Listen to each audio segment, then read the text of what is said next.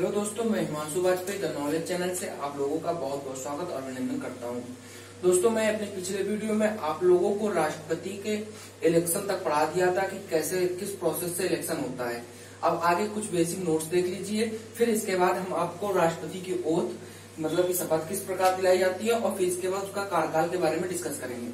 जैसे कि भारत में निर्विरोध राष्ट्रपति मतलब कि जिनके विरुद्ध कोई खड़ा ना हुआ हो, उन्होंने ऐसे नीलम संजीव रेड्डी ने जीता था चुनाव, मतलब कि कोई विरोध में खड़ा नहीं हुआ था, निर्विरोध चुनाव हुआ था। और सेकंड काउंटिंग, जैसे कि हमने बताया था कि फर्स्ट काउंटिंग आप लोगों को बताया था और सेकंड काउंटिंग, तो सेकंड काउंटिंग से जीतने वाले जो राष्ट्रपति थे वे वीवी गिरी थे। इसके बाद थोड़ी सी और बेसिक देख लीजिए, जैसे प्रेसिडेंट और वाइस प्रेसिडेंट के इलेक्शन में अगर कोई डिस्प्यूट मतलब कि विवाद होता है तो उस पर फाइनल जजमेंट जो आता है, फाइनल जजमेंट वो आता है सुप्रीम कोर्ट का होगा। फिर इसके बाद दोस्तों ये देखिए कि अगर प्रेसिडेंट के इलेक्शन के समय किसी राज्य की विधानसभा लेजिस्लेटिव असेंबली भंग हो गई हो तो इस आधार पर प्रेसिडेंट का चुनाव निरस्त नहीं हो सकता है। फिर इसके बाद एक चीज और ध्यान पे देखिए दोस्तों कि प्रेसिडेंट के चुनाव लड़ने में 50 प्रस्तावक चाहिए होते हैं और 50 समर्थक चाहिए होते हैं, और इसकी जमानत राशि जो होती है 25,000 रुपए होती है जमानत राशि। इसके बाद जो राष्ट्रपति को सैलरी दी जाती है वो सैलरी 5 लाख रुपए पर मंथ दी जाती है। ये टैक्स फ्री होती है और ये भारत के संचय निधि से दी जाती है। अब देखते हैं दोस्तों कि प्रेसिडेंट की ओथ है शपथ। शपथ में प्रेसिडेंट को शपथ जो दिलाता है वो चीफ जस्टिस ऑफ इंडिया दिलाता है। चीफ जस्टिस ऑफ इंडिया दिलाता है भारत का। अगर वो अनुपस्थित है, एब्सेंट है, तो फिर इसको सीनियर जज ऑफ सुप्रीम कोर्ट का सबसे वरिष्ठतम न्यायाधीश इसको शपथ प्रेसिडेंट को दिलाता है। इसके बाद अब राष्ट्रपति का कार्यकाल देख लेते हैं। कार्यकाल कैसे? राष्ट्रपति का जो कार्यकाल होता है वो 5 ईयर का होता है, लेकिन ये जैसे यूएसए में कोई व्यक्ति 2 ही बार राष्ट्रपति का चुनाव लड़ सकता है, लेकिन भारत में ऐसा कोई प्रावधान नहीं है। कार्यकाल के बाद भी व्यक्ति दोबारा चुनाव लड़ सकता है। अगर कार्यकाल से पहले राष्ट्रपति को हटाना पड़ जाए तो उसके क्या प्रोसेस है देखिए। ये इसका आर्टिकल 56 के तहत उल्लेख किया गया है।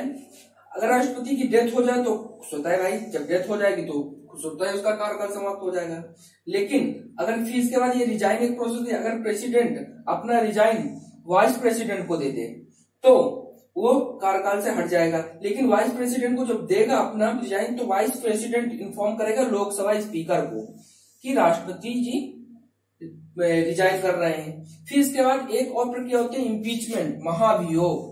यह प्रक्रिया से संसद द्वारा विधेयक लाकर इसको राष्ट्रपति को हटाया जा सकता है। इसका आधार एक ही होता है, आधार होता है कि संविधान का अतिक्रमण कर रहा है, इस आधार पर इसको हटाया जा सकता है। इसकी प्रक्रिया आर्टिकल 61 के तहत रखी गई है। अब महाभियोग प्रस्ताव दोस्तों, अब आर्टिकल 61 के तहत राष्ट्रपति को महाभियोग द्वारा, इम्पीचमेंट द्वारा उसे पद से हटाया जा सकता है। अभी तक हमने देखा था कि वो रिजाइन करते तो हटाया जा सकता है, हट जाता है, वो डेथ हो जाए उसकी तो हट जाए, लेकिन महाभियोग प्रस्ताव द्वारा भी राष्ट्रपति को हटाया जा सकता है। इस प्रस्ताव के द्वारा प्रेसिडेंट को हटाने का प्रस्ताव पार्लियामेंट के किसी भी हाउस में लाया जा सकता है, यानी कि चाहे राज्यसभा हो चाहे लोकसभा हो, किसी भी हाउस में लाया जा सकता है। लेकिन एक चीज ध्यान रखना, जिस हाउस में लाया जाएगा उस हाउस के 1/4 एमपी का सपोर्ट होना जरूरी है। जब 1/4 एमपी का सपोर्ट हो जाएगा तो फिर वो, जैसे लोकसभा में हमें लाना है तो लोकसभा में 545 सदस्य होते हैं, उनमें से 1/4 सदस्य का अगर सपोर्ट मिल जाए तो वो लोकसभा में आ जाएगा। अब लोकसभा में आ जाएगा, ये बिल प्रस्तुत किया। अगर 545 में 2/3 मेजोरिटी से अगर इसी बिल को पास कर दिया जाए तो ये चला जाता है राज्यसभा में। जब राज्यसभा में चला जाएगा तो आरोपों की जांच की जाती है।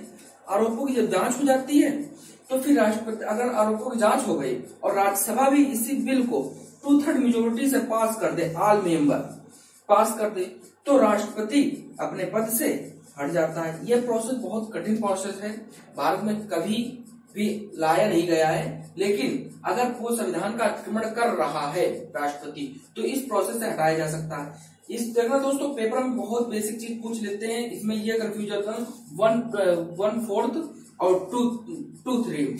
इसमें ये है कि 1/4 तो लाने के लिए जरूरी थी। अगर आपको राज्यसभा में लाना है तो मतलब कि राज्यसभा जब लाएंगे तो 245 का 1/4 चाहिए होता है। अगर लेकिन लोकसभा में लाना है तो 545 का 1/4 सपोर्ट के लिए चाहिए कि हम ला रहे हैं प्रस्ताव।